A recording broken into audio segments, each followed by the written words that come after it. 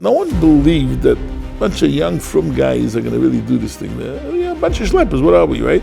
The typical Hatzoloh person had an oxygen tank and a mask and a beeper, and that was it. I am a Flatbush boy, and I watched Hatzoloh grow pretty much from its infancy to what it has become, and I always idolized those heroes.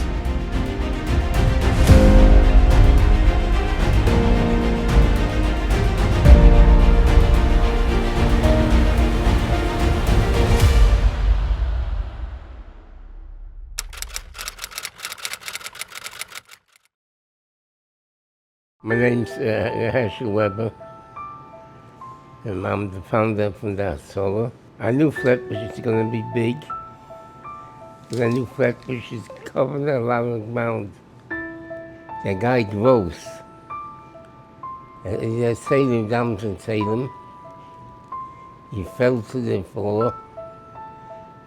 His feet, his head, touched my feet, right in front of me. And he's grasping for breath, and insufficient till the police came. That I saw the Shumer Mamish left him. I heard one cop say to the other cop, "The shame he came so late. If he'd been here earlier, we could have saved this guy. The guy is still warm." I can see he just passed out. "What would you do if you'd have been here earlier?" He says, "What are you talking about? We would have given him oxygen. We would have do something." And I went to buy an oxygen tank.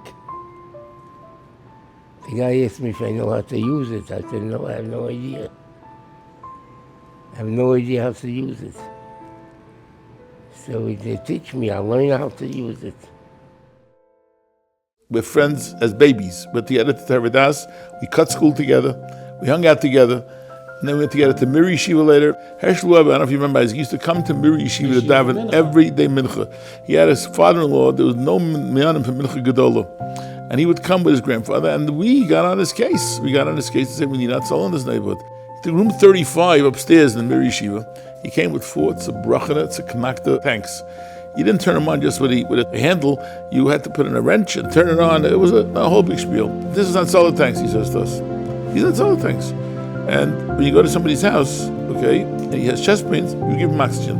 Your job is not to play doctor. He said, your job is to make an arrangement with a local ambulance service, which we did. Midwood Ambulance Service we arranged with, and that was our job. So we asked him, what if a guy has a broken leg? Give him oxygen.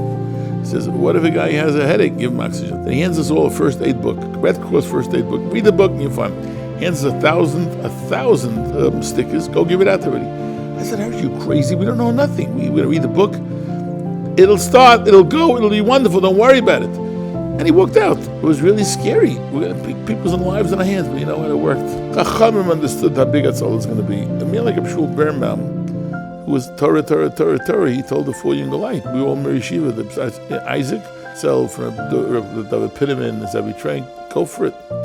And they were all good guys, you know, and he held this. Chacham understood how important it was. Maisha held, don't mix in. He held Bechlal later on, there could be problems because of it. And if you make him leave the car there, they won't want to join. He held Tiru Sefer Mishon Tchilasan. When we first asked him about Shabbos, he is whether we should come back, and then he says, "Well, you might have another call." We all started laughing because we had 1 call a week, 2 calls a week the most. It was in Agudah of Avenue H. People learning there at night, and there was a cardiac arrest. And they called Hatzoloh. Rabbi Yankel Bender and Isaac Unger came to the call, started doing CPR. They were exhausted, they depleted their oxygen. Finally, after 45 minutes, the city ambulance came. Needless to say, this person did not make it. There was a person there who was watching all this. A couple of days later, he was on the train and he saw Rav Nissen Wolpin, Olav Shalom, and he started a conversation with him and told him over the story and said, listen, you work with Yankel Bender and Agudah, why can't we just raise the money and get an ambulance? Within a week or 2, we started a campaign. The whole ambulance cost $21,000. We raised the money in a couple of weeks and bought the ambulance. And that was the history of our first F1, beloved by many members. There's one phone number, Hatzoloh's number, which actually was the Shotner's laboratory phone number. And that's one of the reasons it got publicized, because everybody who had a jacket and checked Shotner's had the Hatzoloh number inside their label on their jacket. So if you have an emergency, you want your jacket. The setup at Hatzoloh in those days, there was no money in Klal Yisrael, was to not spend. We bought everything. We were the first ones to pay for the EMT classes. We paid the members for going to the EMT classes. Other neighbors, you had to pay yourself. Our first one of Malka was held actually in the Aguda, where 901 is parked today.